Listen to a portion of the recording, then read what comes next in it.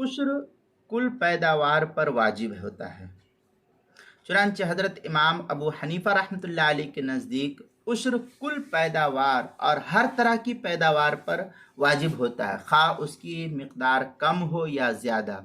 यानी उश्र के वजूब के लिए कोई निसाब मुकर्रर नहीं है। जैसे ज़कात के लिए निसाब मुकर्रर होता है कि इतना होगा तो इतना सोने का निसाब है, चांदी का निसाब है कि इतना है तो आपके ज़िम्मे इतना माल ज़कात का वाजिब है। ऐसा नहीं है इसके अंदर, बल्कि जो भी अनाज खेत से आया है, ज़राअत से आया है, तो उस कुल अनाज पर उश्र का वजूब है। चाहे आपके पास 10 किलो आया तब भी उसके ऊपर ज़कात है, 5 किलो है तो उसके हिसाब से उसके ऊपर ज़कात का वजूब है। ये इसमें नहीं लगाया गया कि उसमें कोई निसाब मुकर्रर किया गया है कि इतना कुंटल होगा, इतना होगा तभी ज़कात का वजूब होगा, ऐसा नहीं है।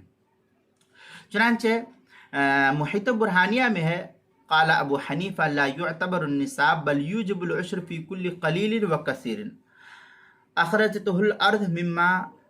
इस तरीक़े की इबारत जो है मुहित बुरहानिया की तीसरी जिल्द सफ़ा 275, फतावा तातार खानिया जो ज़करिया बुक डिपो देवबंद का हिंदी नुस्खा, उसकी तीसरी जिल्द सफ़ा 278, फतावा आलमगीरिया पहली जिल्द सफ़ा 186, बदायुस सनाए जो ज़करिया बुक डिपो देवबंद का हिंदी नुस्खा, उसकी दूसरी जिल्द सफ़ा 180 पर इसको नकल किया है।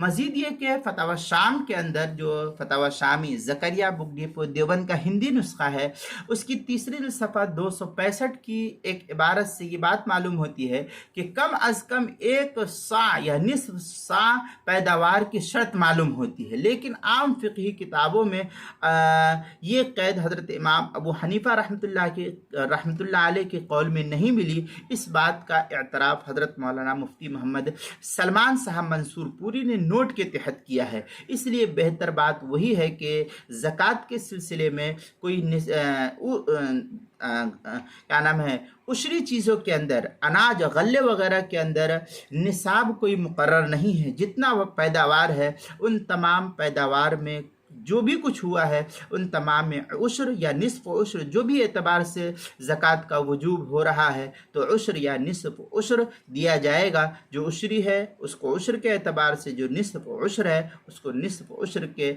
एतबार से अदा किया जाए, यही बेहतर है। इस तफसील को जो है किताबुल मसाइल की दूसरी जिल्द सफ़ा 250 पर नकल किया, वहाँ देख सकते हैं।